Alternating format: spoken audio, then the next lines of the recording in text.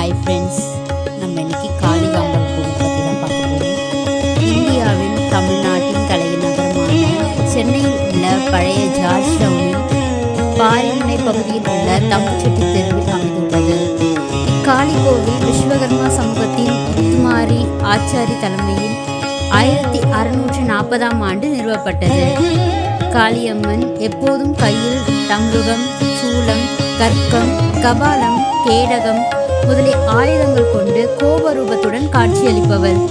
ஆனால் இக்கோவில் குடிக்கொண்டுள்ள அன்னை காளிகாம்பாள் வடிவம் எழில் கொஞ்சம் திருமேனியுடன் ஆணவத்தை அடக்கும் அங்குசம், ஜென்ம பாவ வலைதனில் இருந்து மீட்கும் பாசம், சுகபோகத்தினை நல்கும் நீலோத்பல மலர் மற்றும் வரத முத்திரை, சோமன், சூரியன், அக்னி என்ற 3 கண்கள், நவரத்ன மணிமகுடம், வலது காலை தொங்கவிட்டு கொண்டு அமர்ந்து கோலத்துடன் காணப்படுகிறாள். காளியம்மனுக்கு அர்ப்பணிக்கப்பட்ட இக்கோவில் முன்னர் சென்னை கடற்கரை பகுதியில் இருந்தது.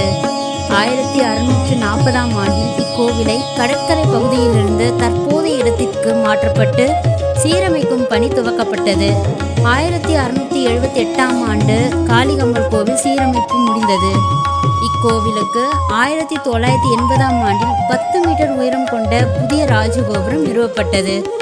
இக்கோவிலுக்கு 2014ஆம் ஆண்டில் மீண்டும் ஒரு புதிய ராஜகோபுரம் நிறுவப்பட்டது.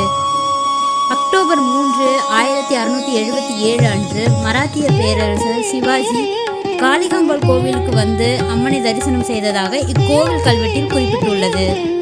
முதலில் ஜார்ஜ் டவுன் பகுதியில் தங்கியிருந்த பாரதியார் இக்கோவில் அம்மன் காளிகாம்பாளை தரிசனம் செய்த பிறகு பாடிய யாதுமாகி நின்றாய் காளி என்ற பாடலில் வருவது காளிகாம்பாள் தான் என கூறப்படுகிறது.